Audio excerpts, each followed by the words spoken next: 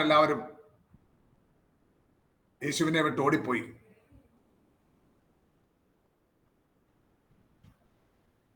അതിന് മുൻപ് തന്നെ സ്വന്തം ശിഷ്യനായിരുന്ന ഇസ്കറിയോത്ത യൂദ യേശുവിനെ ഒറ്റിക്കൊടുത്തു.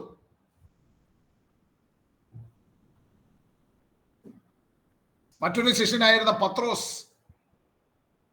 യേശുവിനെ 3 പ്രാവശ്യം തള്ളിപ്പറഞ്ഞു.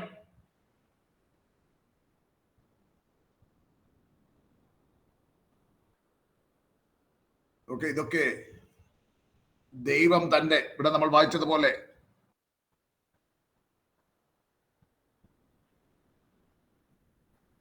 എന്നാൽ ഇതൊക്കെയും പ്രവാചകന്മാരുടെ എഴുത്തുകൾ നിവൃത്തിയാകേണ്ടതിന്, ഇതൊക്കെ അപ്പൊ പ്രവാചകന്മാരിലൂടെ അറിയിച്ചതിന്റെ മുന്നറിയിച്ച പ്രവചനങ്ങളുടെ നിവൃത്തിയായിരുന്നു.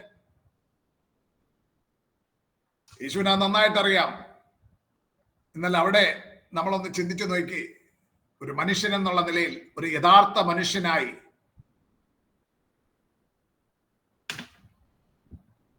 ആ അനുഭവങ്ങൾ യേശുവിന് വേറെ വേദന ഉളവാക്കിയിരിക്കുമെന്ന് ഉറപ്പാണ്.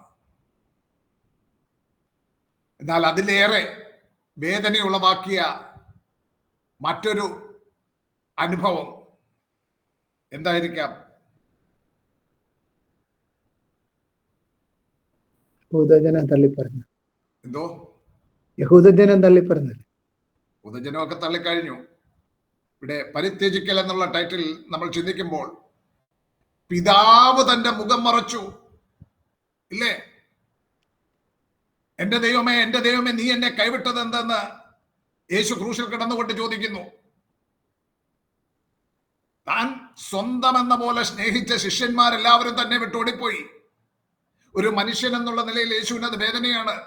എന്നാൽ അതിനേക്കാൾ ഏറെ വേദന നിത്യത മുതൽ നിത്യത വരെ വേർപിരിയാത്ത പിതാവിന്റെ ആ സ്നേഹബന്ധം, ആ കൂട്ടായ്മ,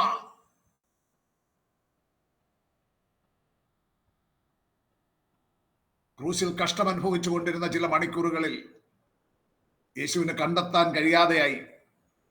അതുകൊണ്ട് ക്രൂശിൽ കിടന്നപ്പോൾ യേശു വിളിച്ചു പറയുകയാണ്, ഏലി ഏലി ലമ്മ ശബക്താനി. 27:46 അത് പറയുന്നു, ഏലി ഏലി ലമ്മ ശബക്താനി എന്ന് അവൻ ഉറക്ക നിലവിളിച്ചു. എന്റെ ദൈവമേ, എന്റെ ദൈവമേ, നീ എന്നെ കൈവിട്ടതെന്ത് എന്നർത്ഥം. യേശു ക്രൂശിൽ കഷ്ടമനുഭവിക്കുന്ന വേളയിൽ അല്പനേരത്തേക്കെങ്കിലും പിതാവാം ദൈവത്താൽ പരിത്യജിക്കപ്പെട്ടത് യേശുവിന് ഏറെ മനോവേദന ഉണ്ടാക്കിയ അനുഭവമായിരുന്നു. യേശു പ്രാർത്ഥിക്കുന്നുണ്ട്, ഇവരുടെ പാപങ്ങളെ ഇവർക്ക് നിർത്തരുതെന്ന്. ഇവർ ചെയ്യുന്നത് എന്തെന്നറിയാകിയാൽ ഇവരോട് ക്ഷമിക്കണമേ എന്ന് പറയുന്നുണ്ട്. അതുപോലെ മറ്റൊരു വ്യക്തി, ബൈബിളിന്റെ താളുകൾ, ചില താളുകൾ കൂടെ മറിക്കുമ്പോൾ നമുക്ക് കാണാം, ആ വ്യക്തി പ്രാർത്ഥിക്കുന്നുണ്ട്, കർത്താവേ, അവർക്ക് ഈ പാപം നിർത്തരുതേ എന്ന് പ്രാർത്ഥിക്കുന്നുണ്ട്, തന്നെ കൊല്ലുന്നവർക്ക് വേണ്ടി. അതാരായിരുന്നു? സ്തേഫാനോസ്. പക്ഷെ സ്തേഫാനോസ് കല്ലേറ് കൊള്ളുമ്പോൾ സ്തേഫാനോസ് മുകളിലേക്ക് നോക്കുമ്പോൾ കാണുന്ന കാഴ്ച എന്താണ്? യേശു എണീറ്റ് നിൽക്കുന്നതായി കണ്ടു. അതെ അതെ, യേശു നിൽക്കുന്നതായി കണ്ടു. ദൈവമഹത്വം. അപ്പോസ്തലപ്രവൃത്തി 7-ാം അധ്യായത്തിന്റെ 54 മുതലുള്ള വാക്യങ്ങളൊന്ന് വായിച്ചാട്ട്. ഇത് കേട്ടപ്പോൾ അവർ കോപപരവശരായി അവന്റെ നേരെ പല്ല് കടിച്ചു. അവന് പരിശുദ്ധാത്മാ നിറഞ്ഞവനായി സ്വർഗത്തിലേക്ക് നോക്കി ദൈവമഹത്വം ദൈവത്തിന്റെ വലത്ത് ഭാഗത്ത് യേശു നിൽക്കുന്നത് കണ്ടു. സ്തേഫാനോസ് ദൈവത്തിന്റെ സാന്നിധ്യം അനുഭവിച്ചുകൊണ്ടാണ് മരണത്തിലേക്ക് ഇറങ്ങിപ്പോകുന്നത്. അവൻ പരിശുദ്ധാത്മാവ് നിറഞ്ഞവനായി, സ്തേഫാനോസ് പരിശുദ്ധാത്മാവ് നിറഞ്ഞവനായി മുകളിലേക്ക് നോക്കുമ്പോൾ സ്വർഗം തുറന്നിരിക്കുന്നതും മനുഷ്യപുത്രൻ ദൈവത്തിന്റെ വലത്ത് ഭാഗത്തിരിക്കുന്നതുമായ കാഴ്ച കാണുന്നു. എന്നാൽ യേശു നോക്കുമ്പോൾ കാണുവാൻ ആരുമില്ല. യേശു ചോദിക്കുക, ഏലി ഏലി ലമ്മ ശബക്താനി, എന്റെ ദൈവമേ, എന്റെ ദൈവമേ, നീ എന്നെ കൈവിട്ടതെന്ത്? പ്രിയരെ, നമ്മുടെ കഷ്ടങ്ങളിൽ നമ്മുടെ പ്രിയപ്പെട്ടവർ നമ്മളെ ത്യജിച്ചു കളഞ്ഞാൽ, നമ്മളെ കണ്ടില്ല എന്ന് നടിച്ചാൽ നമുക്ക് വേദനയുണ്ടാവാം. ഇവിടെ നിത്യത മുതൽ നിത്യത വരെ പിതാവ്, പുത്രൻ, പരിശുദ്ധാത്മാവാകുന്ന ദൈവത്തിന്റെ ആ ത്രിയേക ദൈവത്തിന്റെ ആ കൂട്ടായ്മ, ക്രൂശിൽ യേശു കഷ്ടം അനുഭവിക്കുമ്പോൾ യേശു അത് അനുഭവിക്കുന്നില്ല. പിതാവാം ദൈവത്താൽ പരിത്യജിക്കപ്പെട്ടതുമുണ്ട്. ആ നിമിഷങ്ങളിൽ മാത്രം യേശു കഷ്ടം അനുഭവിക്കുന്ന വേളയിൽ അല്പനേരത്തേക്കെങ്കിലും പിതാവാം ദൈവത്താൽ പരിത്യജിക്കപ്പെട്ടത് മൂലം യേശു ആത്മാവിൽ അനുഭവിച്ച നൊമ്പരം മറ്റെല്ലാ ശാരീരിക പീഡകളെക്കാളും മറ്റെല്ലാ വ്യസനങ്ങളെക്കാളും ഏറെ വലുതായിരിക്കുന്നുവെന്ന് ആത്മാവിൽ നമുക്ക് ഗ്രഹിക്കുവാൻ കഴിയുന്ന കാര്യമാണ്. നാലാമതൊരു പോയിന്റ് കൂടെ യേശുവിന്റെ പീഡാനുഭവങ്ങളിൽ ഏറ്റവും പ്രധാനപ്പെട്ടതാണ് ദൈവ കോപം വഹിച്ചത് നിമിത്തമുള്ള വേദന. യേശു ക്രൂശിൽ യാഗമായി തീരുമ്പോൾ മനുഷ്യവർഗത്തോടുള്ള ദൈവത്തിന്റെ ആ പാപിയോടുള്ള ആ കോപം, ചിലർ പറയും ദൈവം പാപികളെ സ്നേഹിക്കുന്നു, പാപത്തെ വെറുക്കുന്നു. ജോൺ പൈപ്പറും മക്കാർദറും ഒക്കെ ചോദിക്കുന്നത്, ദൈവം നരകത്തിലേക്ക് വിടുന്നത് പാപത്തെയാണോ പാപികളെയാണോ? ആരെയാ നരകത്തിലേക്ക് വിടുന്നത്? ആരെയാണ്? പാപികളെ.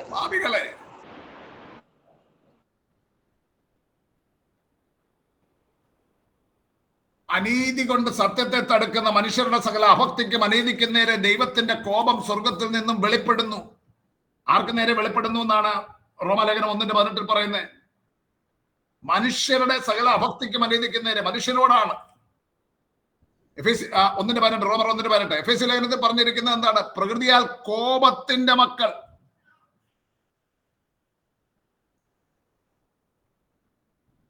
രണ്ടാം അധ്യായത്തിന്റെ 3-ാം വാക്യം അവസാനിക്കും, മറ്റുള്ളവരെ പോലെ പ്രകൃതിയാൽ കോപത്തിന്റെ മക്കൾ, by nature we were all children of wrath. നാം എല്ലാവരും കോപത്തിന്റെ മക്കളായിരുന്നു. പാപികൾ കോപത്തിന്റെ, ദൈവ കോപത്തിൽ വസിക്കുന്നവരാണ്. ദൈവ കോപം അവരുടെ നേരെ വെളിപ്പെടുകയാണ്. റോമാലേഖനം 3:9-10 വാക്യങ്ങളൊന്ന് വായിച്ചിട്ട്, റോമർ 3:9-10.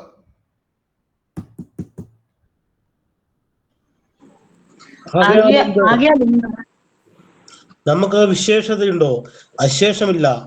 യഹൂദന്മാരും യവനന്മാരും ഒരുപോലെ പാപത്തിന് കീഴാകുന്നു എന്ന് നാം മുമ്പേ തെളിയിച്ചുവല്ലോ. നീതിമാനാരുമില്ല, ഒരുത്തൻ പോലുമില്ല. നാം എല്ലാവരും യഹൂദനെന്ന് യവനെന്നും വ്യത്യാസമില്ലാതെ, ജാതികളെന്നോ യഹൂദന്മാരെന്നോ വ്യത്യാസമില്ലാതെ നാം എല്ലാവരും പാപത്തിന് കീഴെ, ഒരുപോലെ പാപത്തിന് കീഴെയാകുന്നു. അതിന് താഴോട്ട് വന്ന് 23-ാം വാക്യം ഒന്ന് വായിച്ച്. ഒരു വ്യത്യാസവുമില്ല, എല്ലാവരും പാപം ചെയ്ത് ദൈവ തേജസ് ഇല്ലാത്തവരായി തീർന്നു. എല്ലാവരും പാപം ചെയ്ത് ദൈവ തേജസ് ഇല്ലാത്തവരായി തീർന്നു. ഇനി എഫേസ്യർ 2:3-ാം വാക്യം ഞാനിപ്പോ പറഞ്ഞാണ്. അവരുടെ ഇടയിൽ നാം എല്ലാവരും മുൻപേ ജഡമോഹങ്ങളിൽ നടന്ന് ജഡത്തിനും മനോവികാരങ്ങൾക്കും ഇഷ്ടമായത് ചെയ്തുകൊണ്ട് മറ്റുള്ളവരെ പോലെ പ്രകൃതിയാൽ കോപത്തിന്റെ മക്കളായിരുന്നു. മറ്റൊരു വാക്യം ഞാൻ പറഞ്ഞല്ലോ, റോമർ 1:18, ദൈവത്തിന്റെ കോപം സ്വർഗത്തിൽ നിന്ന് വെളിപ്പെടുന്നു. അപ്പോൾ യഹൂദനെന്നോ യവനനെന്നോ വ്യത്യാസമില്ലാതെ സകല മനുഷ്യരും ഒരുപോലെ പാപത്തിന് കീഴാകുന്നുവെന്ന് ദൈവവചനം വളരെ സ്പഷ്ടമായി പറയുകയാണ്. സകല മനുഷ്യരും. നാം ഏത് ഭവനത്തിൽ ജനിക്കുന്നു, ഏത് മതപരമായ പശ്ചാത്തലത്തിൽ ജനിക്കുന്നു എന്നുള്ളത് വിഷയമല്ല. മനുഷ്യനായി പിറക്കുന്ന, ആദാമ്യ വർഗത്തിൽ പിറക്കുന്ന സകല മനുഷ്യരും പാപത്തിന് കീഴിലാണ്. അതോടൊപ്പം നാം ഈ വായിച്ച ദൈവവചനം നമ്മെ പഠിപ്പിക്കുന്നത് അനീതി പ്രവർത്തിക്കുന്നവരുടെ നേരെ ദൈവത്തിന്റെ കോപം സ്വർഗത്തിൽ നിന്ന് വെളിപ്പെടുന്നു. അങ്ങനെയുള്ളവരെ വിളിച്ചിരിക്കുന്ന പേരാണ് ചിൽഡ്രൻ ഓഫ് റാത്ത്, കോപത്തിന്റെ മക്കൾ.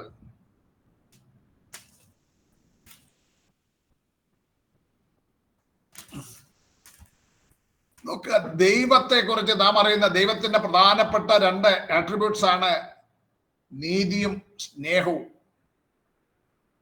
നീതിയും സ്നേഹവും. ദൈവത്തിന്റെ ഡിവൈൻ ആട്രിബ്യൂട്ട്സ് എല്ലാം അതിന്റെ ഏറ്റവും ഉത്കൃഷ്ടമായ അവസ്ഥയിലാണ്. അതുകൊണ്ട് ഒന്നിനു വേണ്ടി കോംപ്രമൈസ് ചെയ്യാനൊക്കില്ല. സങ്കീർത്തനക്കാരൻ ഇങ്ങനെ പറയുന്നു, 89-ാം സങ്കീർത്തനത്തിന്റെ 14-ാം വാക്യം, 89-14, നീതിയും ന്യായവും നിന്റെ സിംഹാസനത്തിന്റെ അടിസ്ഥാനമാകുന്നു. ശ്രദ്ധിക്കണം, നീതിയും ന്യായവും നിന്റെ സിംഹാസനത്തിന്റെ അടിസ്ഥാനമാകുന്നു. അടുത്തത്, ദയയും വിശ്വസ്തതയും നിനക്ക് മുൻപായി നടക്കുന്നു. അപ്പം ദൈവം തന്റെ നീതിയിലും ന്യായത്തിലും പാപത്തിന് ശിക്ഷ വിധിച്ചിട്ടുള്ളത് എന്തായിരുന്നു? ശിക്ഷ നിത്യമായ മരണം. ദൈവം തന്റെ നീതിയിൽ പാപത്തിന് വിധിച്ചിരിക്കുന്നത് മരണം. പാപത്തോടുള്ള ദൈവത്തിന്റെ കോപത്തിൽ നിന്നും പാപികളായ മനുഷ്യരെ വിടുവിക്കുവാൻ, ദൈവകോപം ഏറ്റുവാങ്ങുവാൻ ദയയും വിശ്വസ്തതയുമുള്ള ദൈവം തന്റെ പുത്രനെ ഏൽപ്പിച്ചു കൊടുത്തു. നീതിയും ന്യായവും നിന്റെ സിംഹാസനത്തിന്റെ അടിസ്ഥാനമാകുന്നു, ദയയും വിശ്വസ്തതയും നിനക്ക് മുൻപായി നടക്കുന്നു. നീതി, ന്യായം, മരണം, നിത്യമരണം വിധിച്ചിരിക്കുന്നു. എന്നാൽ ദൈവസ്നേഹം, ദയ, വിശ്വസ്തത ആ മരണത്തിൽ നിന്ന് വിടുവിക്കുവാൻ പുത്രനെ ഏൽപ്പിച്ചു കൊടുത്തു. കാൽവറി ക്രൂശിൽ ദൈവപുത്രനായ യേശു നമുക്ക് വേണ്ടി പ്രായശ്ചിത്തയാഗമായപ്പോൾ ദൈവ കോപത്തിന്റെ വാൾ താൻ ഏറ്റുവാങ്ങുകയായിരുന്നു. സക്രിയ പ്രവാചകന്റെ പുസ്തകം 13-ാം അധ്യായത്തിന്റെ 7-ാം വാക്യം വായിച്ചാണ്. കാൽവറി ക്രൂശിൽ ദൈവപുത്രനായ യേശു നമുക്ക് വേണ്ടി പ്രായശ്ചിത്തയാഗമായപ്പോൾ ദൈവ കോപത്തിന്റെ വാൾ താൻ ഏറ്റുവാങ്ങുകയായിരുന്നു. സക്രിയ 13-7. വാളെ ഇടയന്റെ നേരെയും എന്റെ കൂട്ടാളി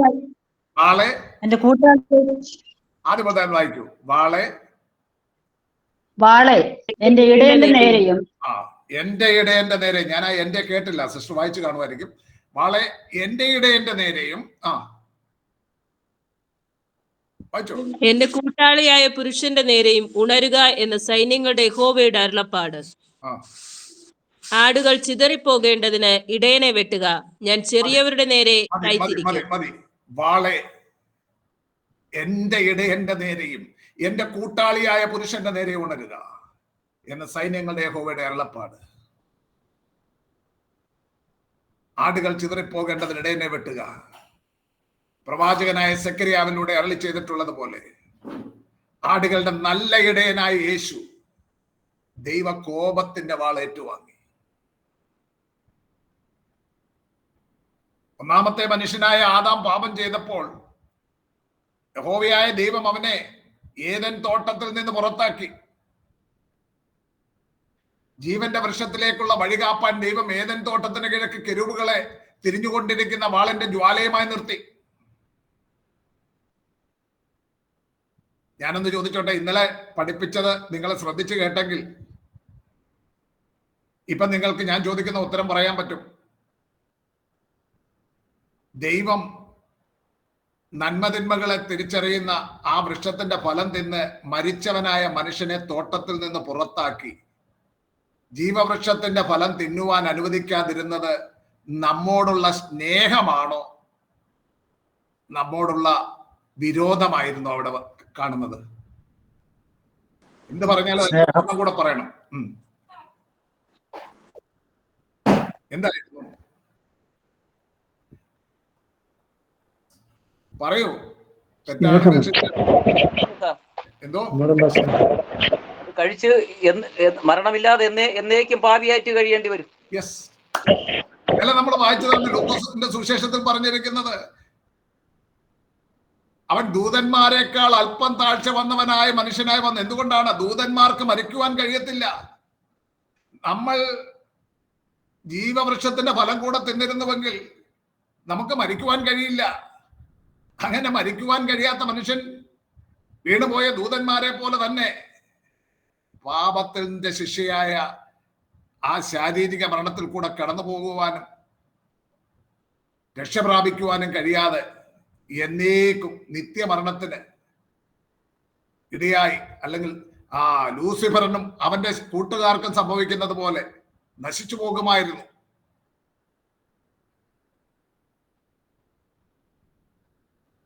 എന്നാൽ നമ്മെ ജീവവൃക്ഷത്തിലേക്കുള്ള ആ വഴി അടച്ചുകൊണ്ട് ഒരു വിധത്തിലല്ല ദൈവം നമ്മെ നിത്യശിക്ഷയിൽ നിന്നും രക്ഷിക്കുകയായിരുന്നു എന്ന് തന്നെ കരുതണം. ഇനി ഇവിടേക്ക് മടങ്ങി വരാം. അപ്പൊ ഒന്നാമത്തെ മനുഷ്യനായ ആദാം പാപം ചെയ്തപ്പോൾ യഹോവയായ ദൈവം അവനെ ഏദൻ തോട്ടത്തിൽ നിന്ന് പുറത്താക്കി. ജീവവൃക്ഷത്തിലേക്കുള്ള വഴി കാപ്പാൻ ദൈവം ഏദൻ തോട്ടത്തിന് കിഴക്ക് കെരൂബുകളെ തിരിഞ്ഞുകൊണ്ടിരിക്കുന്ന വാളിന്റെ ജ്വാലയുമായി നിർത്തി. പരിശുദ്ധനായ ദൈവത്തെയും പാപിയായ മനുഷ്യനെയും വേർതിരിച്ചിരിക്കുന്ന ദൈവക്രോധത്തിന്റെ വാളേൽക്കുവാൻ, ആ വാളിന്റെ കോപം ശമിപ്പിക്കുവാൻ ദൈവപുത്രനായ യേശു എന്ന പാപമില്ലാത്ത പരിശുദ്ധൻ തയ്യാറായി. അത് സംബന്ധിച്ചാണ് സക്രിയ പ്രവാചകൻ പറയുന്നത്, വാളെ എന്റെ ഇടയന്റെ നേരെയും എന്റെ കൂട്ടാളിയായ പുരുഷന്റെ നേരെ ഉണരും. അതെ, നല്ല ഇടയൻ യേശു തന്റെ ശരീരത്തിൽ സഹിച്ച ആ കഷ്ടനിമിത്തം, ആ വാൾ ഏറ്റുവാങ്ങുക നിമിത്തം ദൈവകോപത്തെ ശമിപ്പിച്ച് തന്നിൽ വിശ്വസിക്കുന്നവർക്ക് പാപക്ഷമ വരുത്തുന്നു. റോമാലേഖനം 3-ാം അധ്യായത്തിന്റെ 25-26 വാക്യങ്ങളൊന്ന് വായിച്ചാട്ട്. റോമർ 3:25-26. വിശ്വസിക്കുന്നവർക്ക് അവന്റെ രക്തം മൂലം പ്രായശ്ചിത്തമാകുവാൻ ദൈവം അവനെ പരസ്യമായി നിർത്തിയിരിക്കുന്നു. ദൈവം തന്റെ പൊറുമയിൽ മുൻകഴിഞ്ഞ പാപങ്ങളെ ശിക്ഷിക്കാതെ വിടുക നിമിത്തം തന്റെ നീതിയെ പ്രകാശിപ്പിപ്പാൻ താൻ നീതിമാനും യേശുവിന്റെ വിശ്വസിക്കുന്നവനെ നീതീകരിക്കുന്നവനുമാകേണ്ടതിന് ഇക്കാലത്ത് തന്റെ നീതിയെ പ്രദർശിപ്പിപ്പാൻ. ഓക്കെ, ദൈവം തന്റെ പൊറുമയിൽ, പഴയ മലയാളമാണ് കേട്ടോ, പൊറുമ, ദീർഘക്ഷമയിൽ, ദൈവം തന്റെ ദീർഘക്ഷമയിൽ നമ്മുടെ മുൻകഴിഞ്ഞ പാപങ്ങളെ ശിക്ഷിക്കാതെ വിടുക നിമിത്തം തന്റെ നീതിയെ പ്രദർശിപ്പിപ്പാൻ. നമ്മൾ പഠിച്ചു, നീതിയും ന്യായവും തന്റെ സിംഹാസനത്തിന്റെ അടിസ്ഥാനമാകുന്നു. ദൈവത്തിന്റെ നീതിയിൽ വിധിക്കപ്പെട്ടിരിക്കുന്ന ശിക്ഷ, ആ ശിക്ഷയ്ക്ക് ദീർഘക്ഷമ കാട്ടി വെറുതെ വിടുവാൻ നീതിയാകുന്ന ദൈവത്തിന് സാധിക്കില്ല. ആ ശിക്ഷ നിറവേറണം. ആ ശിക്ഷ നിറവേറിയിരിക്കുന്നതാണ് കാൽവറി ക്രൂശിൽ. അപ്പം ദൈവം തന്റെ പൊറുമയിൽ എന്റെയും നിങ്ങളുടെയും പാപങ്ങളെ, മുൻകഴിഞ്ഞ പാപങ്ങളെ ശിക്ഷിക്കാതെ വിടുമ്പോൾ ദൈവത്തിന്റെ നീതി എവിടെ വെളിപ്പെടുന്നത്?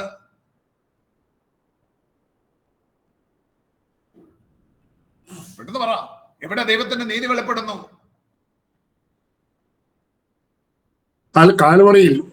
കാൽവറി ക്രൂശിൽ.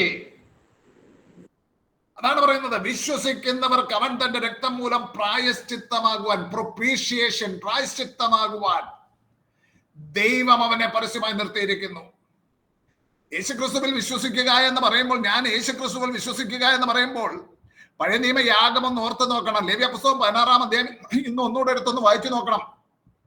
അവിടെ കാണുന്നത് ഒരു ആട്ടിൻകുട്ടിയുടെ മേൽ പാപം ചുമത്തുകയാണ്. ചുമത്തി അതിനെ മരുഭൂമിയിലേക്ക് വിടുന്നു. മറ്റൊരെണ്ണം അറുക്കപ്പെടുകയാണ്. ഈ പാപത്തിന്റെ ശിക്ഷ ഏറ്റുവാങ്ങുകയാണ്. അതിന്റെ രക്തം കൃപാസനത്തിലും, അതിന്റെ രക്തം അതിവിശുദ്ധ സ്ഥലത്ത് കൃപാസനത്തിന്മേൽ തളിക്കുകയാണ്. അപ്പം അവിടെ ആ ആട്ടിൻകുട്ടി ഈ വ്യക്തിയുടെ പാപങ്ങൾക്ക് വേണ്ടി ഒരു താൽക്കാലിക പരിഹാരമായി അറുക്കപ്പെട്ടതുപോലെ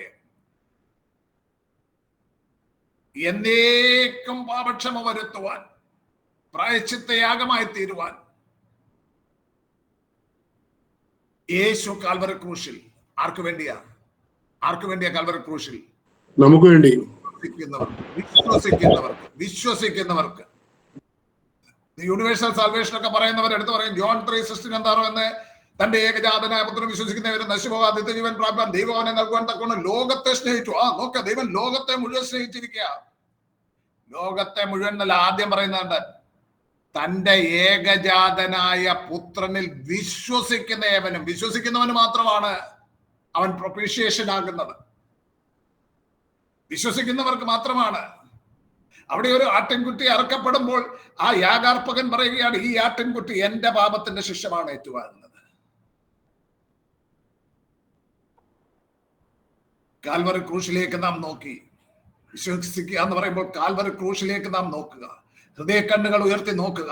അവിടെ 3 ആണിമേൽ പിടഞ്ഞു മരിക്കുന്നവൻ, പുറമുഴോജാലുകൾ പോലെ ചീന്തപ്പെട്ടിരിക്കുന്നവൻ, നിന്നെയും പരിഹാസവും തുപ്പലും ഏറ്റുകൊണ്ട് കുരിശ് വലിച്ചു ചുമന്ന് അവിടെ കയറി ആ കുരിശിൽ 3 ആണിയിൽ തൂങ്ങിക്കിടക്കുന്നവൻ, എന്റെ ശിക്ഷ, എന്റെ നിത്യമായ മരണം മാറിപ്പോകുവാൻ എനിക്ക് പകരമായിട്ടാണ് ശിക്ഷ അനുഭവിക്കുന്നത് എന്ന് വിശ്വസിക്കുന്നവർക്ക്, ചുമ്മാ യേശുവിനെ വിശ്വസിക്കുന്നു എന്ന് ചോദിക്കുമ്പോൾ, ഇന്ന് നമ്മുടെ സമൂഹങ്ങളിലൊക്കെയുള്ള ഒരു പതിവാണ്, കുഞ്ഞുങ്ങൾ ഒരു 10-13 വയസ്സാകുമ്പോൾ തൊട്ട് സഭയിലെ പാഷന് ഒരു 2 സ്നാനവേലും നടത്തണം.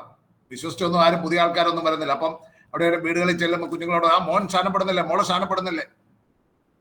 കൊച്ചനെ അങ്ങനെ സ്നാനപ്പെടാൻ തക്ക ഇതൊന്നും ഇല്ല. അവൻ കൂട്ടുകാരൻ കൂടി അവനെ ഇങ്ങനെ പല പരിപാടികളുമായിട്ട് നടക്കുന്നവനല്ലേ, പെങ്കൊച്ച അങ്ങനെ നടക്കുന്നതായിരിക്കും. അപ്പൊ അതിനെ നിർബന്ധിച്ചു വരുന്നത് ലാസ്റ്റ് അത് വിചാരിക്കും നമുക്കെന്താ നഷ്ടം, ഈ സ്നാനപ്പെട്ടിരിക്കുന്ന അപ്പച്ചന്മാരോ അമ്മച്ചിമാരോ എല്ലാം കാണിക്കുന്ന പരിപാടികൾ നമ്മൾ കാണുന്നതല്ലേ. അപ്പൊ പിന്നെ വലിയ വ്യത്യാസമൊന്നും ഇല്ലല്ലോ, ഈ ശല്യം തീർന്നു കിട്ടുമല്ലോ, ഒന്ന് സ്നാനപ്പെട്ടേക്കാം. അപ്പൊ ഇവിടെ കൊണ്ടുവരും ഒരു ക്ലാസ്. ആ ക്ലാസ് കഴിയുന്ന ഉടനെ അവനോട് പറയും സാക്ഷ്യം പറയണം. ഇവൻ പറയേണ്ടത് എന്താന്ന് പോലും അവൻ അറിയത്തില്ല, എന്തെങ്കിലും ഒക്കെ ബബ്ബ പറയും, കൊണ്ടുപോയി സ്നാനപ്പെടുന്നു. അങ്ങനെയല്ല കേട്ടോ. എത്യോപ്യക്കാരനായ ഷണ്ണനെ അപ്പോസ്തലപ്രവൃത്തി 8-ാം അധ്യായത്തിൽ കാണുന്നുണ്ട്.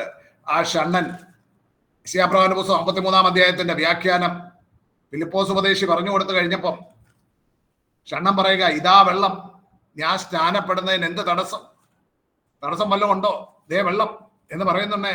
ഫിലിപ്പോസ് പറയാ, ഉണ്ട്, തടസ്സമൊക്കെ ഉണ്ട്. എന്താ തടസ്സം? നീ വിശ്വസിക്കുന്നെങ്കിൽ, വെറുതെ അല്ല, നീ പൂർണ്ണ ഹൃദയത്തോടെ കൂടെ വിശ്വസിക്കുന്നുവെങ്കിൽ ആകാം. അപ്പോൾ ആ മനുഷ്യൻ യേശുക്രിസ്തുവിന്റെ പ്രായശ്ചിത്ത യാഗത്തെക്കുറിച്ച് യെശയ്യാപ്രവാചകന്റെ ചുരുളിൽ നിന്നും പഠിച്ച് മനസ്സിലാക്കി ഗ്രഹിച്ചതിന് ശേഷം, നമ്മളൊക്കെ കർത്തൃമേശയ്ക്ക് മുമ്പൊക്കെ വായിച്ച് കേൾക്കുന്ന ഭാഗമാണത്. അതൊക്കെ ധ്യാനിച്ച് വായിക്കണം. ഇന്ന് രാത്രിയിൽ അതും കൂടെ ഒന്ന് വായിക്കണം. വായിച്ചിട്ടില്ലാത്തവർ, വായിച്ചിട്ടുള്ളവരും ഒന്നുകൂടെ ഒന്ന് വായിക്കണം. അത് മുഴുവൻ ഗ്രഹിച്ചിട്ട് അവൻ പറയുകയാണ്, യേശുക്രിസ്തു ദൈവപുത്രൻ എന്ന് ഞാൻ വിശ്വസിക്കുന്നു. അത് പറയുമ്പോൾ ഫിലിപ്പോസ് പറയുകയാണ്, തേര് നിർത്താൻ. ഇരുവരും വെള്ളത്തിലിറങ്ങി സ്നാനമേറ്റു.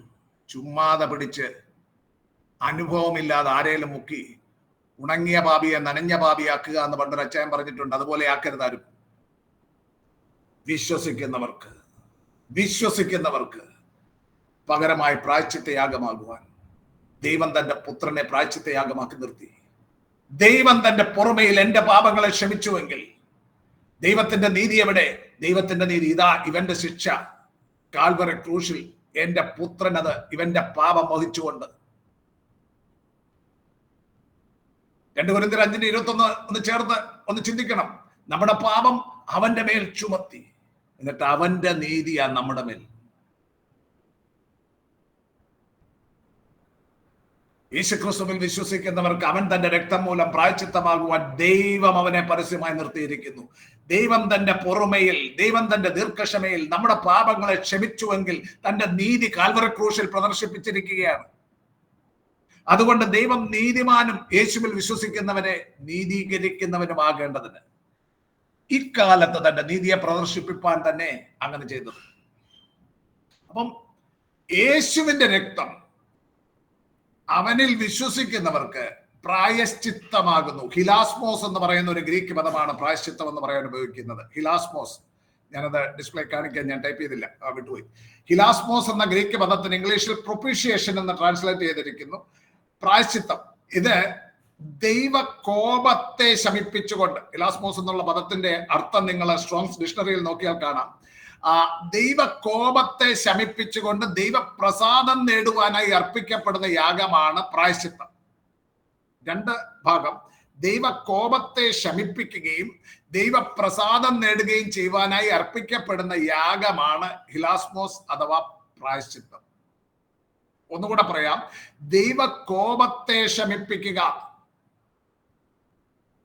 പാപികളുടെ മേൽ ദൈവത്തിന്റെ കോപം സ്വർഗത്തിൽ നിന്നും വെളിപ്പെടുന്നു എന്ന് പറഞ്ഞിരിക്കുമ്പോൾ, നിങ്ങളെല്ലാം കോപത്തിന്റെ മക്കളാകുന്നു എന്ന് പറയുമ്പോൾ, ആ കോപത്തെ ശമിപ്പിക്കുവാനും ദൈവപ്രസാദം നേടുവാനുമായി അർപ്പിക്കപ്പെടുന്ന ഹിലാസ്മോസ്. സാറേ, ഒരു സംശയം ചോദിച്ചോട്ടെ?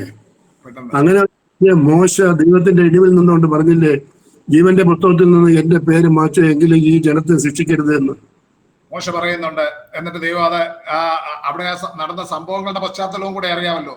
നീ അറിയാം, ഇവരെ എല്ലാം ഞാൻ നശിപ്പിച്ചു കളയാം, നിന്നെ ഒരു വലിയ ജാതിയാക്കാമെന്ന് പറയുന്നു. ദൈവം പറഞ്ഞാൽ മോശയെ പരീക്ഷിക്കുകയും കൂടെ ആയിരുന്നു അത് എന്ന് പറയാം. കാരണം സർവജ്ഞാനിയായ ദൈവം ഇസ്രായേൽ ജനത്തെ, യാക്കോബിന്റെ സന്തതിയെ മുഴുവൻ ഇവിടെ കൊണ്ടുവരുമെന്നുള്ളത് അബ്രഹാമിന് കൊടുത്ത വാഗ്ദത്തമാണ്. അപ്പം ദൈവം അവിടെ ആ താൽക്കാലികമായി ഉണ്ടാകുന്ന ആ സംഭവത്തിൽ പെട്ടെന്ന് മനുഷ്യനല്ല, ദൈവം മനുഷ്യനല്ല. എന്നാൽ അവിടെ മോശ ആസ് എ ലീഡർ ഇടിവിൽ നിൽക്കുകയാണ്. പലപ്പോഴും പല വിഷയങ്ങൾക്കും ഇടിവിൽ നിൽക്കുവാൻ ഒരാളെ അന്വേഷിക്കുന്നു എന്ന് ദൈവവചനത്തിൽ കാണുന്നുണ്ട്, ദൈവവചനത്തിൽ കാണുന്നുണ്ട്. കണ്ടില്ലതാനോ എന്ന് പിന്നെ പറയുന്നുണ്ട്. അപ്പം ചിലയിടങ്ങളിൽ കണ്ടില്ലാതാനോ എന്ന് പറയുന്നു. അപ്പം ആ ഇടിവിൽ നിൽക്കുവാൻ ദൈവത്തിന്റെ വ്യവസ്ഥിതിയിൽ ദൈവത്തിന് പ്രവർത്തിക്കാൻ കഴിയും. ഇപ്പൊ ഞാനൊരു കാര്യം ചോദിക്കട്ടെ, ദൈവത്തിന് സുവിശേഷം അറിയിക്കുവാൻ നമ്മുടെ ആരുടെയും ആവശ്യമില്ല. വേണേ ഒരു ദൂതനെ ഇറക്കി വിട്ട് കഴിഞ്ഞാൽ ഒറ്റ ദിവസം കൊണ്ട് ലോകം മുഴുവൻ നടന്ന സുവിശേഷം പറയാൻ കുറച്ചുകൂടെ എഫക്റ്റീവായിട്ട് ചെയ്യാം. പക്ഷെ സുവിശേഷം അറിയിക്കുക, അങ്ങനെ ദൈവത്തിന്റെ മുൻനിർണയത്തിൽ, ദൈവത്തിന്റെ മുന്നറിവിൽ ദൈവം തിരഞ്ഞെടുത്തവരെ രക്ഷിക്കുവാൻ ദൈവം തന്റെ പ്രവൃത്തിയിൽ നമ്മെ പങ്കാളികളാക്കുകയാണ്. അതുപോലെ തന്നെ ചില വിഷയങ്ങളിൽ ദൈവം പ്രവർത്തിക്കണമെങ്കിൽ ദൈവം വെച്ചിരിക്കുന്നത്, ഞാൻ പ്രാർത്ഥനയെ പറ്റി കഴിഞ്ഞ സെമസ്റ്റർ പഠിപ്പിച്ചപ്പോൾ ഞാനത് പറഞ്ഞിട്ടുള്ളതാണ്. റോമാലേഖനം ഉദ്ധരിച്ചുകൊണ്ട്, റോമാലേഖനം 8-ാം അധ്യായത്തിൽ പറഞ്ഞിരിക്കുന്ന ഭാഗം ഉദ്ധരിച്ചുകൊണ്ട് ഞാൻ പറഞ്ഞതാണ്. ഇടിവിൽ നിന്ന് പ്രാർത്ഥിക്കുവാൻ ആ പ്രാർത്ഥനയിൽ കൂടെ ദൈവത്തിന്റെ പ്രവൃത്തിയിൽ പങ്കാളികളാക്കുകയാണ്. ഇവിടെ മോശ ഇടിവിൽ നിന്നുകൊണ്ട് മധ്യസ്ഥത, ആ ജനത്തിന് വേണ്ടി മധ്യസ്ഥത ചെയ്യണം. അതാണ് ദൈവത്തിന്റെ നീതിയിൽ ആ ജനത്തെ നശിപ്പിച്ചു കളയണം. ദൈവത്തിന്റെ നീതിയിൽ ആ ജനത്തെ അപ്പോൾ തന്നെ നശിപ്പിച്ചു കളയണം. ചില സന്ദർഭങ്ങളിലൊക്കെ തബേരയിലും മറ്റും നമുക്കറിയാം, അവിടെ പാളയത്തിന്റെ പുറത്തുള്ള പുറപ്രകാരം മുഴുവൻ കത്തിച്ചു കളഞ്ഞു. അവിടെ ഭൂമി പിളർന്ന് ചിലരെ വിഴുങ്ങിക്കളഞ്ഞു. അങ്ങനെ ദൈവത്തിന്റെ കോപം ചിലരോട് ഭാഗികമായി ആ പാളയത്തിൽ വെളിപ്പെട്ടതാണ്. എന്നാൽ മുഴുജാതിയെയും നശിപ്പിച്ചു കളയുവാൻ അവർ യോഗ്യരായിരിക്കുന്നു, അവണ്ണം അവരുടെ പാപം അതികഠിനമായിരിക്കുന്നു എന്ന് ദൈവം വെളിപ്പെടുത്തുകയാണ്. ആ വേളയിൽ ഇടിവിൽ നിൽക്കുവാൻ ഒരു മോശ ആവശ്യമായിരുന്നു. ഞാൻ പറഞ്ഞ മനസ്സിലായോ? ഞാൻ പറഞ്ഞ ദേവദാസന് മനസ്സിലായോ ഞാൻ പറഞ്ഞത്? ദൈവം അബ്രഹാമിന് കൊടുത്ത വാഗ്ദത്തം, നിന്റെ സന്തതി, ഉൽപ്പത്തി പുസ്തകം 15-ാം അധ്യായത്തിൽ പറഞ്ഞിരിക്കുന്നല്ലോ, നിന്റെ സന്തതി ഇവിടേക്ക് മടങ്ങി വരും. ആ അബ്രഹാമിന് കൊടുത്ത വാഗ്ദത്തം ഒരു താൽക്കാലികമായ അനുഭവത്തിൽ കൂടെ അത് മറിച്ചു കളയുവാൻ പറ്റില്ല ദൈവത്തിന്. എന്നാൽ ആ അവസരത്തിൽ ആ ജനം ചെയ്തിരിക്കുന്ന പാപത്തിന് അവരേൽക്കേണ്ട ശിക്ഷ, അവരെ മുഴുവൻ ഉമിണ്ണു കളയണം, നശിപ്പിച്ചു കളയണം, ദഹിപ്പിച്ചു കളയണം.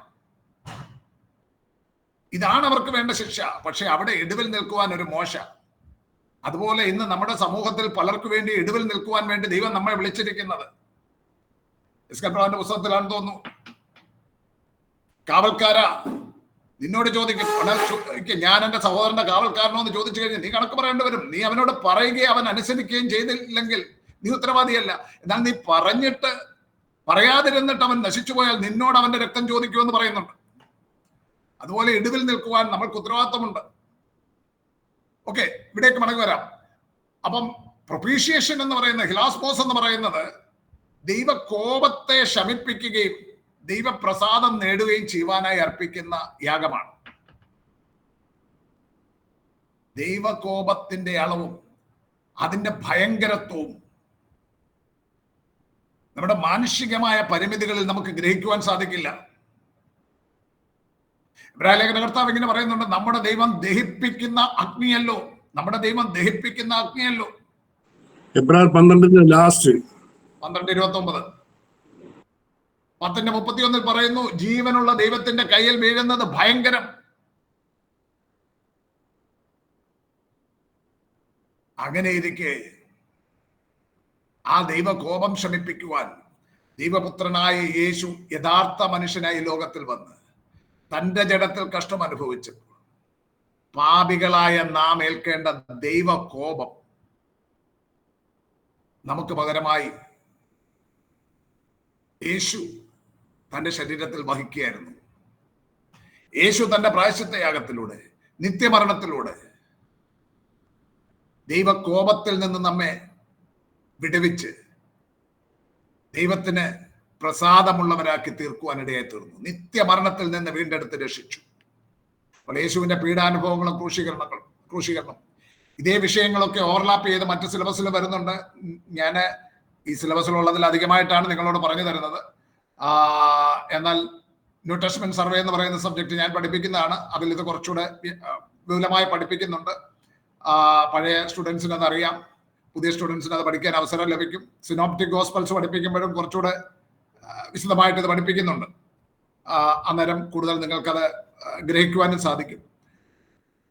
ഓക്കെ, നമ്മൾ അടുത്ത ഭാഗത്തേക്ക് പോവുകയാണ്. അപ്പൊ യേശുവിന്റെ പീഡാനുഭവങ്ങൾ ഈ 4 തലത്തിൽ നിങ്ങൾ ചിന്തിക്കുക.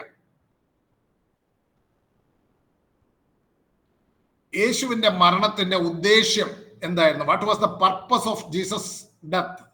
What was the purpose of Jesus death? അല്ലെങ്കിൽ എന്തുകൊണ്ടാണ് യേശുവിന് മരിക്കേണ്ടി വന്നത്? നമ്മെ വീണ്ടെടുക്കുവാൻ മരണത്തിൽ നിന്ന്. ഓക്കെ, ഇനി ഞാൻ പറയുന്ന ഇടയ്ക്ക് ഇന്ററപ്റ്റ് ചെയ്യണ്ട. ഓക്കെ, ഞാന് എൻ്റെ പരിചയക്കാരായ 2 ഹൈന്ദവ വ്യക്തികൾ, അല്പം സാമാന്യ വിദ്യാഭ്യാസവും നല്ല ഉന്നത നിലയിലൊക്കെ ജോലി ചെയ്തിരുന്നവരൊക്കെയാണ്. അവരുമായിട്ട് ഒരിക്കൽ സംസാരിച്ചു കൊണ്ടിരുന്നപ്പോഴേ അവരിലൊരാളിങ്ങനെ പറഞ്ഞു, യഹൂദന്മാരുടെ കാര്യം എന്താ പറഞ്ഞു കഴിഞ്ഞു. അവര് എന്താ പറയുന്ന സാധുവായ യേശുവിനെ കുരിശിൽ തറച്ചു കൊന്നവരല്ലേ.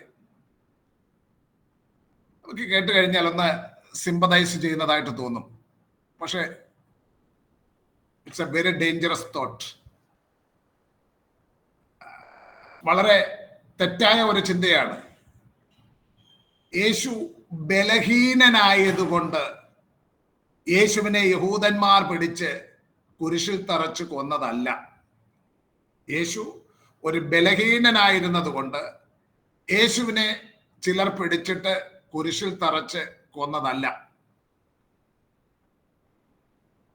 പീലാത്തോസിനോട് യേശു പറയുന്നത് യോഹന്നാന്റെ സുവിശേഷം 18-ാം അധ്യായത്തിന്റെ 36-ാം വാക്യത്തിൽ പീലാത്തോസിനോട് പറയുന്ന ഒരു കാര്യം ഒന്ന് ശ്രദ്ധിച്ചു, ഒന്ന് വായിച്ചാട്ടെ. യേശു എന്റെ രാജ്യം ഐഹികമല്ല.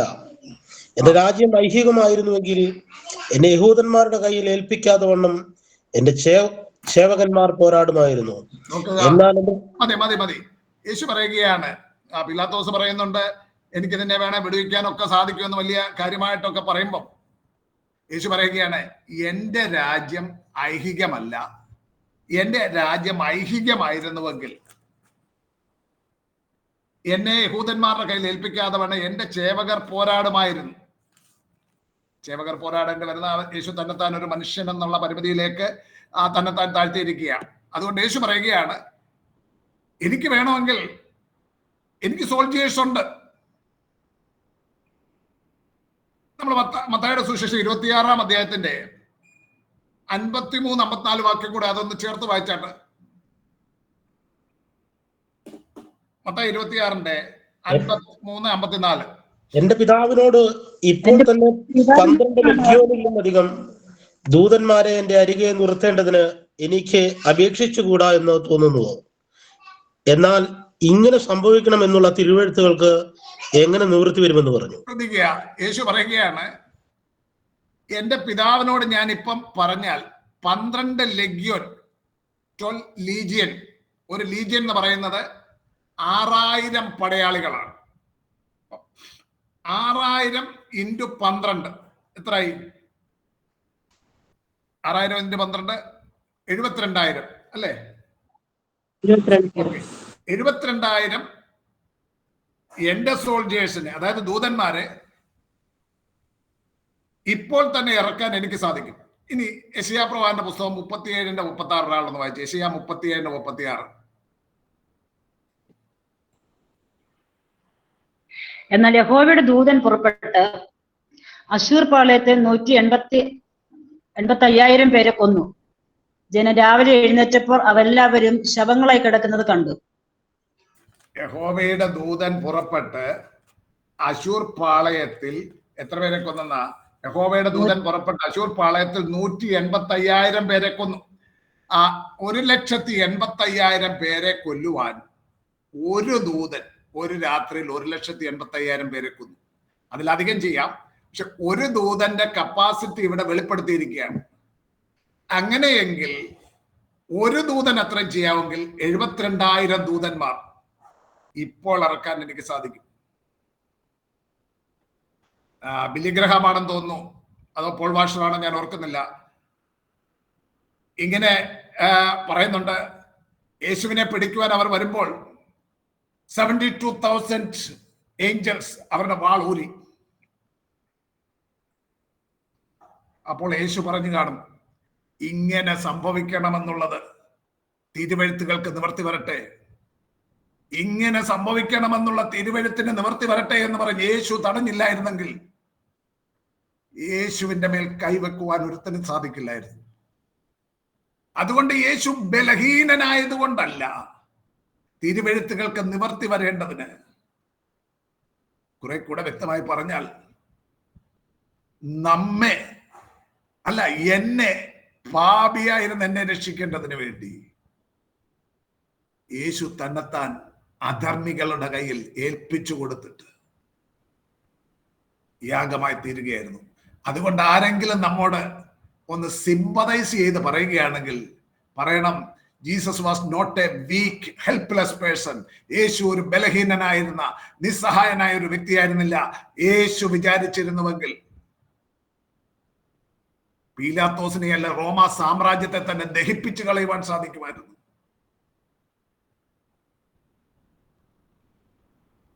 എന്നാൽ നമ്മുടെ രക്ഷയ്ക്ക് വേണ്ടി യേശു പ്രായശ്ചിത്തയാഗമായി തീർന്നു. എന്തുകൊണ്ടാണ് യേശു പ്രായശ്ചിത്തയാഗമായത്? ചില പോയിന്റുകൾ നിങ്ങളുടെ മുൻപിൽ വെക്കാം. ഒന്ന്, മനുഷ്യൻ പാപിയായിരിക്കുന്നതിനാൽ പാപം നിമിത്തം ദൈവകോപത്തിന് പാത്രമായിരിക്കുന്നു. അതുകൊണ്ട് ദൈവകോപം ശമിപ്പിക്കുവാൻ യേശു പ്രായശ്ചിത്തയാഗമായി തീർന്നു. ഇപ്പോൾ നമ്മൾ ചിന്തിച്ച ആ കാര്യം തന്നെയാണ് ഇവിടെ ഞാൻ ഹൈലൈറ്റ് ചെയ്തത്. മനുഷ്യൻ പാപിയായിരിക്കുന്നു, അതുകൊണ്ട് ദൈവകോപം ശമിപ്പിക്കുവാൻ. ഒന്നാമത്തെ പോയിന്റ് അതാണ്. യേശു എന്തുകൊണ്ട് മരിക്കേണ്ടി വന്നു? മനുഷ്യൻ പാപിയായിരിക്കുന്നു. ഒരു വ്യത്യാസമില്ല. യഹൂദനെന്ന് യവനനെന്നില്ല, അമേരിക്കക്കാരനെന്നില്ല, ഇന്ത്യക്കാരനെന്നില്ല, വെള്ളക്കാരനെന്നില്ല, കറുത്തവനെന്നില്ല, മഞ്ഞയെന്നില്ല, ബ്രൗൺ എന്നില്ല. സകല മനുഷ്യരും പാപികളായിരിക്കുന്നു. അതുകൊണ്ട് പാപം നിമിത്തം ദൈവകോപത്തിന് പാത്രമായിരിക്കുന്നവരെ രക്ഷിക്കുവാൻ, ദൈവകോപം ശമിപ്പിക്കുവാൻ ദൈവപുത്രനായ യേശു പ്രായശ്ചിത്തയാഗമായി തീർന്നു. ഇതോടെ ചേർന്ന് നിങ്ങൾ ബ്രാക്കറ്റിലിട്ടു റോമർ 3:25-26 മുമ്പേ പറഞ്ഞ വാക്യം. റോമർ 3:25-26. അടുത്ത പോയിന്റിലേക്ക് പോകാം. മനുഷ്യൻ പാപിയായിരിക്കുന്നതിനാൽ പാപത്തിന്റെ ശിക്ഷയായ മരണത്തിന് യോഗ്യനായിരിക്കുന്നു. അതുകൊണ്ട് സ്വന്തം മരണത്താൽ നമ്മുടെ മരണം നീങ്ങിപ്പോകേണ്ടതിന് യേശു നമുക്ക് പകരമായ മരണശിക്ഷ ഏറ്റുവാങ്ങി. മനുഷ്യൻ പാപിയായിരിക്കുന്നതിനാൽ പാപത്തിന്റെ ശിക്ഷയായ മരണത്തിന് യോഗ്യനായിരിക്കുന്നു. അതുകൊണ്ട് സ്വന്തം മരണത്താൽ നമ്മുടെ മരണം നീങ്ങിപ്പോകേണ്ടതിന് യേശു നമുക്ക് പകരം മരണശിക്ഷ ഏറ്റുവാങ്ങി. ബ്രാക്കറ്റിൽ റോമർ 6:23 റോമർ 6:23 പാപത്തിന്റെ ശമ്പളം മരണമത്രേ, ദൈവത്തിന്റെ കൃപാവരമോ നമ്മുടെ കർത്താവായ യേശു ക്രിസ്തുവിൽ നിത്യജീവൻ തന്നെ. റോമർ 6:23 ബ്രാക്കറ്റിൽ ഇടുക. അടുത്ത പോയിന്റിലേക്ക് പോകാമല്ലോ അല്ലേ? എഴുതി കഴിഞ്ഞോ? ഇല്ല സാറേ, ഇല്ല.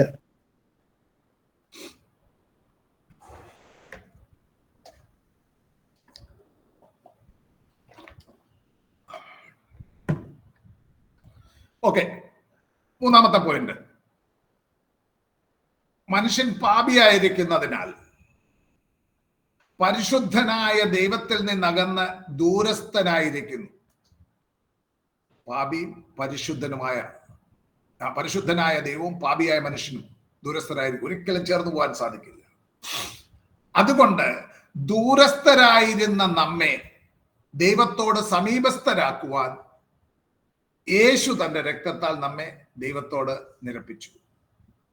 ദൂരസ്ഥരായിരുന്ന നമ്മെ ദൈവത്തോട് സമീപസ്ഥരാക്കുവാൻ യേശു തന്റെ രക്തത്താൽ നമ്മെ ദൈവത്തോട് നിരപ്പിച്ചു.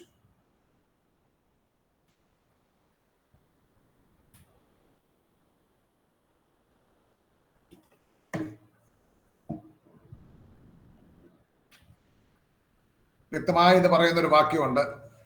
ആർക്കെങ്കിലും ഓർമ്മ വരുന്നെങ്കിൽ പറയാം. എഫേസ്യർ 2:13. Very good. എഫേസ്യർ 2:13. മുമ്പേ ദൂരസ്ഥരായിരുന്ന നിങ്ങൾ ഇപ്പോൾ ക്രിസ്തുവിന്റെ രക്തത്താൽ സമീപസ്ഥരാകുന്നു. ദൈവം അനുഗ്രഹിക്കട്ടെ. എഫേസ്യർ 2:13 കൂടാതെ 2 കൊരിന്ത്യർ 5:18-19 വാക്യങ്ങൾ. 2 കൊരിന്ത്യർ 5:18-19 അതുകൂടെ ഒന്ന് വായിച്ച്. 2 കൊരിന്ത്യർ 5:18-19 അതും ഇതോട് ചേർത്ത് വായിക്കാവുന്നതാണ്. അതിനൊക്കെ ദൈവം തന്നെ കാരണഭൂതൻ. അവൻ നമ്മെ ക്രിസ്തു മൂലം നമ്മോട് നിരപ്പിച്ചു. നിരപ്പിന്റെ ശുശ്രൂഷ ഞങ്ങൾക്ക് തന്നിരിക്കുന്നു. ദൈവം ലോകത്തിന് ലംഘനങ്ങളെ കണക്കിടാതെ ലോകത്തെ ക്രിസ്തുവിൽ തന്നോട് നിരപ്പിച്ചു പോന്നു. ഈ നിരപ്പിന്റെ വചനം ഞങ്ങളുടെ പക്കൽ പരിമേൽപ്പിച്ചിരിക്കുന്നു. വിശേഷത്തിനൊരു പര്യായം കൊടുത്തിരിക്കുക. നിരപ്പിന്റെ വചനം. നിരപ്പിന്റെ വചനം ദൈവവുമായിട്ട് നിരപ്പിന്റെ വചനമാണിത്. കണ്ടു. ഒരുവൻ ക്രിസ്തുവിലായിത്തീരുമ്പോൾ ദൈവത്തോട് നിരപ്പാകുകയാണ്, ദൈവത്തോട് സമീപസ്ഥരായി തീരുകയാണ്. അപ്പോൾ മൂന്നാമത് പറഞ്ഞിരിക്കുന്നത് മനുഷ്യൻ പാപിയായിരിക്കുന്നതിനാൽ പരിശുദ്ധനായ ദൈവത്തിൽ നിന്ന് ദൂരസ്ഥരായിരിക്കുന്നു. അതുകൊണ്ട് ദൂരസ്ഥരായിരുന്ന നമ്മെ ദൈവത്തോട് സമീപസ്ഥരാക്കുവാൻ യേശു തന്റെ രക്തത്താൽ നമ്മെ ദൈവത്തോട് നിരപ്പിച്ചു. 2 വാക്യങ്ങൾ ബ്രാക്കറ്റ് ഇടുക. 2 കൊരിന്ത്യർ 5:18-19, 2 Corinthians 5:18-19, Ephesians 2:13, എഫേസ്യർ 2:13. നാലാമത്തെ പോയിന്റ്, മനുഷ്യൻ പാപിയായിരിക്കുന്നതിനാൽ പാപത്തിന്റെ ബന്ധനം മൂലം അവൻ ഇരുളിന്റെ അധികാരത്തിന് കീഴിലായിരുന്നു. അതുകൊണ്ട് നമ്മെ ഇരുട്ടിന്റെ അധികാരത്തിൽ നിന്ന് വീണ്ടെടുക്കുവാൻ യേശു മറുവിലയായി തന്റെ രക്തം ചൊരിഞ്ഞു.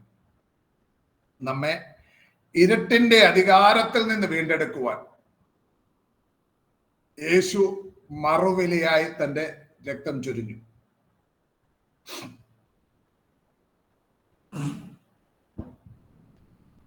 പിശാചിനെ പറ്റി പറയുന്ന അന്ധകാരത്തിന്റെ ലോകാധിപതി, അവന്റെ അധികാരം, ഇരുട്ടിന്റെ അധികാരം. അപ്പം അന്ധകാരത്തിന്റെ ലോകാധിപതിയുടെ അടിമത്വത്തിൽ നിന്നും ഇരുട്ടിന്റെ അധികാരത്തിൽ നിന്നും വീണ്ടെടുക്കുവാൻ യേശു മറുവിലയായി തന്റെ രക്തം ചൊരിഞ്ഞു. മർക്കോസ് എഴുതിയ സുവിശേഷം 10:45, മർക്കോസ് 10:45, മനുഷ്യപുത്രൻ ശുശ്രൂഷ ചെയ്യിപ്പാനല്ല ശുശ്രൂഷിപ്പാനും അനേകർക്ക് വേണ്ടി തന്റെ ജീവനെ മറുവിലയായി കൊടുപ്പാനും അത്രേ വന്നത്. മാർക്ക് 10:45.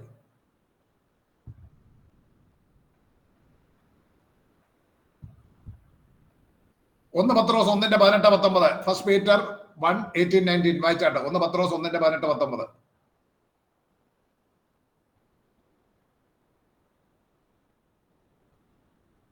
കാണാതറിയേണ്ട വാക്യമാണ്. പാരമ്പര്യമുള്ള നിങ്ങളുടെ നടപ്പിൽ നിന്ന് നിങ്ങളെ വീണ്ടെടുത്തിരിക്കുന്നത് പൊന്ന വെള്ളി മുതലായ അഴിഞ്ഞു പോകുന്ന വസ്തുക്കളെ കൊണ്ടല്ല, ക്രിസ്തു എന്ന നിർദോഷവും നിഷ്കളങ്കവുമായ കുഞ്ഞാടിന്റെ വിലയേറിയ രക്തം കൊണ്ട് എത്രയെന്ന് നിങ്ങൾ അറിയുന്നുവല്ലോ. നോക്കുക, നമ്മെ വീണ്ടെടുക്കുവാൻ മറുവിലയായി ക്രിസ്തു എന്ന നിർദോഷവും നിഷ്കളങ്കവുമായ കുഞ്ഞാടിന്റെ വിലയേറിയ രക്തം അർപ്പിക്കപ്പെട്ടു. ഇവിടെ ഒരു കൺഫ്യൂഷൻ വരാൻ സാധ്യതയുള്ള, അല്ലെങ്കിൽ ചിലർ തെറ്റായി പഠിപ്പിക്കുന്നത് ക്ലിയർ ചെയ്ത് പോകാനും കൂടി ഞാൻ ആഗ്രഹിക്കുക. അപ്പൊ ക്രിസ്തുവിന്റെ രക്തം മറുവിലയായി നൽകിയെന്ന് പറയുമ്പോൾ ആ രക്തം ആർക്കാണ് കൊടുക്കുന്നത്, അല്ലെങ്കിൽ എവിടെയാണ് അർപ്പിക്കപ്പെടുന്നത്? പിതാവിന്റെ സന്നിധിയിൽ. അല്ലാതെ സാത്താന് വിലയായിട്ട് കൊടുക്കുമെന്ന് വ്യാഖ്യാനിക്കരുത് കേട്ടോ. ചിലരൊക്കെ അങ്ങനെയൊക്കെ പറഞ്ഞു കേട്ടിട്ടുണ്ട്. സാത്താന്റെ അടിമത്തത്തിലായിരുന്ന അവർക്ക് ദൈവപുത്രന്റെ രക്തം കൊടുത്തിട്ട് അവിടെ നിന്ന് വിലയ്ക്ക് വാങ്ങി എന്നൊക്കെ പറയും. സാത്താന് രക്തമൊന്നും കൊടുത്തിട്ടില്ല. കാരണം സാത്താനുമായിട്ട് നമുക്ക് ആ നിലയിൽ ഒരു ബന്ധമല്ല. ഉടമ്പടി ലംഘനം നടത്തിയത് ആരോടാ? മനുഷ്യൻ ഉടമ്പടി ലംഘനം നടത്തിയത് ആരോടാ? ദൈവത്തോട്. മനുഷ്യൻ പാപം ചെയ്തപ്പോൾ അവൻ ദൈവത്തോടാണ് ഉടമ്പടി ലംഘനം നടത്തിയത്. അതുകൊണ്ട് ദൈവത്തോട് തെറ്റ് ചെയ്തു പോയ നമുക്ക് യേശുവിന്റെ രക്തം പ്രായശ്ചിത്തമായി അർപ്പിക്കപ്പെട്ടു. മറുവില എന്ന് പറയുന്നത് വീണ്ടെടുപ്പിനായി യേശു ദൈവസന്നിധിയിൽ അർപ്പിക്കപ്പെട്ട രക്തമാണ്. ലേവ്യ പുസ്തകം 16-14-15 വാക്യങ്ങൾ ഒന്ന് വായിച്ചില്ലേ? ലേവ്യ 16-14-15 വാക്യങ്ങൾ. അവിടെ നമുക്കറിയാം സംഭവം. അവിടെ പാപയാഗത്തിനായിട്ട് ആദ്യം പുരോഹിതൻ തനിക്കും തന്റെ കുടുംബത്തിനും വേണ്ടി ഒരു കാളയെ അറക്കുന്നു, അതിന്റെ രക്തം. ജനത്തിന്റെ പാപങ്ങൾക്ക് വേണ്ടി ഒരു ആട്ടുകൊറ്റനെ അറക്കുന്നു, അതിന്റെ രക്തം. ഈ രക്തവുമായിട്ട് ഇവൻ കടന്നുപോയിട്ട് എന്താണ് ചെയ്യുന്നത്? കൃപാസനത്തിലും അവിടെ തളിക്കുകയാണ്. ഒന്ന് വായിച്ചേ ലേവ്യ 16-14-15. അവൻ കാളയുടെ രക്തം കുറെ എടുത്ത് വിരൽ കൊണ്ട് കിഴക്കോട്ട് കൃപാസനത്തിന്മേൽ തളിക്കണം. അവൻ കുറെ തന്റെ വിരൽ കൊണ്ട് കൃപാസനത്തിന് മുമ്പിലും 7 പ്രാവശ്യം തളിക്കണം. പിന്നെ അവൻ ജനത്തിനു വേണ്ടിയുള്ള പാപയാഗത്തിന്റെ കോലാട്ടുകൊറ്റനെ അറുത്ത് രക്തം തിരശ്ശീലയ്ക്ക് അകത്ത് കൊണ്ടുവന്ന് കാളയുടെ രക്തം കൊണ്ട് ചെയ്തതുപോലെ ഇതിന്റെ രക്തം കൊണ്ടും ചെയ്ത് അതിനെ കൃപാസനത്തിന്മേലും കൃപാസനത്തിന്റെ മുമ്പിലും തളിക്കണം. നോക്കുക, അവിടെ കൈപ്പണിയായ ആലയത്തിൽ കാളകളുടെയും ആട്ടുകൊറ്റന്റെയും രക്തം വന്ന് അർപ്പിച്ചിരുന്നുവെങ്കിൽ യേശുക്രിസ്തുവിന്റെ രക്തം നോക്കുക. എബ്രായർ 9:11-12 വാക്യങ്ങൾ. എബ്രായർ 9:11-12 വാക്യങ്ങൾ പെട്ടെന്ന് വായിച്ചു. എബ്രായർ 9:11-12. ഇത് ശ്വാസം തീരുന്നതിന് മുമ്പേ വായിച്ചോണം,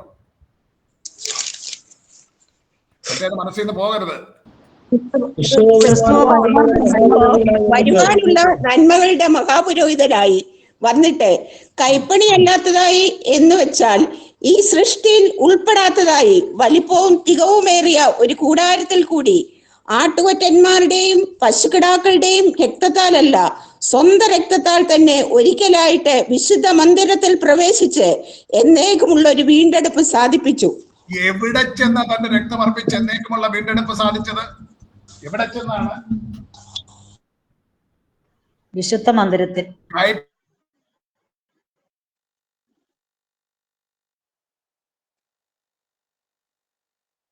വിശുദ്ധ മന്ദിരത്തിൽ പ്രവേശിച്ചു എന്നാണ്.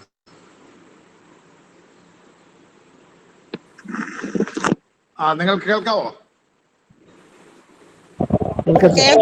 ഹലോ, കേൾക്കാവോ?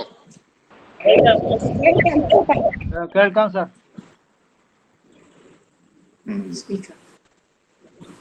കേൾക്കാവോ?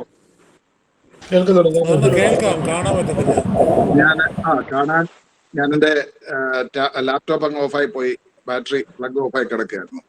ഓക്കെ, മൊബൈലിൽ നിന്ന് ബാക്കിയുള്ള പറയാം.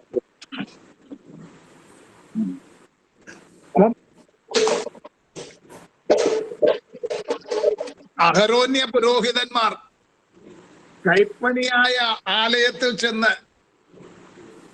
തങ്ങളുടെ പാപങ്ങൾക്ക് വേണ്ടിയും, അവിടെ നോക്കണം, പുരോഹിതന് അവന്റെ തന്നെ പാപങ്ങൾക്ക് വേണ്ടി ആദ്യം കാളയുടെ രക്തം അർപ്പിക്കണം. അതിനുശേഷം ജനത്തിന്റെ പാപങ്ങൾക്ക് വേണ്ടി ആട്ടുകൊറ്റന്റെ രക്തം. ഇത് രണ്ടുമായിട്ട് അവിടെ കടന്നു ചെന്നിട്ട് കൃപാസനത്തിന്മേലും അതിന്റെ മുൻപിലും തളിച്ചിട്ട് വരും.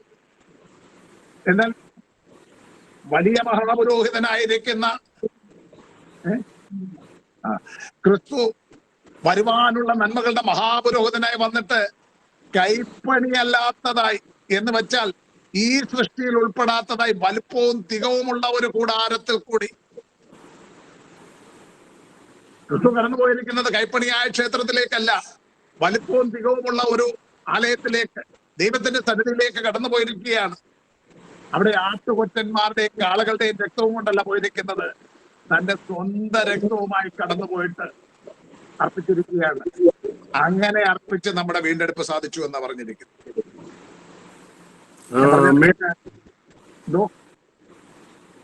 ഞാൻ പറഞ്ഞത് മനസ്സിലായത് ഞാൻ ചിന്തിക്കുന്നു.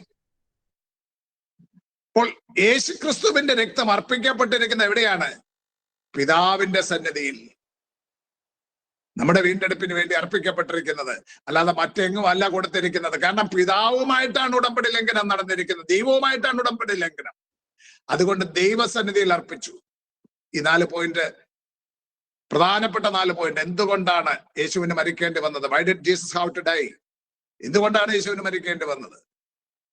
മരിക്കുവാൻ വേണ്ടിയാണ് അവൻ ദൂതന്മാരെക്കാൾ അല്പം താഴ്ച വന്നവനായിട്ട് ഈ ലോകത്തിൽ വന്ന് ജഡമെടുത്തത്. മരിച്ചത് ദൈവകോപം ശമിപ്പിക്കുവാൻ, നമുക്ക് പകരമായ പ്രായശ്ചിത്തയാഗമായി. സ്വന്തം മരണത്താൽ നമ്മുടെ മരണം നീങ്ങിപ്പോകേണ്ടതിന് യേശു നമുക്ക് പകരമായ മരണശിക്ഷ ഏറ്റുവാങ്ങി. ദൂരസ്ഥരായിരുന്ന നമ്മെ ദൈവത്തോട് സമീപസ്ഥരാക്കുവാൻ യേശു തന്റെ രക്തത്താൽ നമ്മെ ദൈവത്തോട് നിരപ്പിച്ചു. നമ്മെ ഇരുട്ടിന്റെ അധികാരത്തിൽ നിന്ന് വീണ്ടെടുക്കുവാൻ യേശു മറുവിലയായി തന്റെ രക്തം ചൊരിഞ്ഞു. യേശു ബലഹീനനായതുകൊണ്ട് അവനെ യഹൂദന്മാർ കയ്യേറ്റം ചെയ്തതല്ല, യേശു തിരുവെഴുത്തുകൾ നിവൃത്തിയാകും വണ്ണം നമ്മുടെ വീണ്ടെടുപ്പിന് വേണ്ടി പ്രായശ്ചിത്തയാഗമാകുകയായിരുന്നു. ഈ വിഷയം ഇവിടെ അവസാനിക്കുന്നു. അടുത്തത് യേശുവിനുണ്ടായ 7 ന്യായവിസ്താരങ്ങൾ എന്നുള്ള വിഷയമാണ്. അത് ദൈവം അനുവദിച്ചാൽ അടുത്ത ക്ലാസ്സിൽ നമുക്ക് ആരംഭിക്കാം. ഇന്ന് ഞാൻ ഇനി എന്റെ ഇതെല്ലാം സെറ്റ് ചെയ്ത് വരാനും സമയമെടുക്കും. 8 മണി കഴിഞ്ഞിരിക്കുന്നു. ദൈവം എല്ലാവരെയും അനുഗ്രഹിക്കട്ടെ. അരുൺ കെ എം പ്രാർത്ഥിച്ചാട്ട്. പരിശുദ്ധനായിരിക്കുന്ന ദൈവമേ, സ്വർഗീയ പിതാവേ, ഹല്ലേലൂയ, സ്തോത്രം ദൈവമേ. ഇന്ന് ദൈവമേ ഈ സന്ധ്യാസമയം അടിയങ്ങൾക്ക് അങ്ങയുടെ തിരുസന്നിധിയിലേക്ക് കടന്നു വരുവാൻ, ദൈവത്തിന്റെ വചനം പഠിക്കുവാൻ സ്വർഗത്തിലെ ദൈവം ഇടവരുത്തിയ കൃപയ്ക്കായി ദൈവത്തിന് സ്തോത്രം ചെയ്യുന്നു, സ്തുതിക്കുന്നു. അതിനായി അങ്ങയുടെ ദാസനെ സ്വർഗത്തിലെ ദൈവം ബലപ്പെടുത്തുന്ന കൃപയ്ക്കായി ദൈവത്തിന് സ്തോത്രം ചെയ്യുന്നു, സ്തുതിക്കുന്നു. പിതാവേ, അപ്പൊ ആ തിരുവചനം പഠിക്കുവാൻ വേണ്ടി ദൈവമേ വിവിധ സ്ഥലങ്ങളിൽ നിന്നും കൂടി വരുവാൻ ഓരോരുത്തരെയും സ്വർഗത്തിലെ ദൈവം ബലപ്പെടുത്തുന്നുവല്ലോ. കേൾക്കുന്ന വചനം പിതാവേ അടികളുടെ ജീവിതത്തിന് സ്വർഗത്തിലെ ദൈവം അനുഗ്രഹത്തിന് വിടുതൽ കാരണമാക്കുവാൻ ദൈവം വരുത്തിക്കൊണ്ടിരിക്കുന്ന കൃപയ്ക്കായി സ്തോത്രം. അനേകം സത്യങ്ങളെ സ്വർഗത്തിലെ ദൈവമേ മറഞ്ഞിരിക്കുന്ന സത്യങ്ങളെ അടിയങ്ങൾക്ക് വെളിപ്പെടുത്തി തരുവാൻ സ്വർഗത്തിലെ ദൈവമേ അങ്ങയുടെ ദാസനെ സ്വർഗത്തിലെ ദൈവം കരങ്ങളിലെടുത്ത് ഉപയോഗിക്കുന്നുവല്ലോ. പിതാവേ, വീണ്ടും ദൈവമേ തിരുവചനം ദൈവമേ അടികൾ പഠിക്കുവാൻ കടന്നു വരുമ്പോൾ തിരുവചനത്തിന്റെ സത്യങ്ങളെയും മർമ്മങ്ങളെയും അപ്പൊ സ്വർഗത്തിലെ ദൈവം തന്നെ വെളിപ്പെടുത്തി തരുമാറാകണമേ എന്ന് ചോദിക്കുന്നു. അത് ദൈവമേ കൂടി വന്നിരിക്കുന്ന ഓരോരുത്തർക്കും പിതാവേ അനുഗ്രഹമാക്കി തീർക്കുമാറാകണം. സ്തോത്രം. താബോർ ബൈബിൾ കോളേജിനെ ഏൽപ്പിച്ച് പ്രാർത്ഥിക്കുന്നു. ദൈവമേ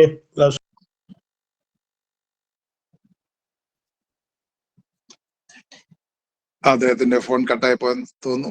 യേശു ക്രിസ്തുവിന്റെ നാമത്തിൽ അപേക്ഷിക്കുന്നു. കർത്താവ് നമ്മുടെ പ്രാർത്ഥന കേട്ടതിനായിട്ട് സ്തോത്രം ചെയ്യാം. ഹല്ലേലൂയ.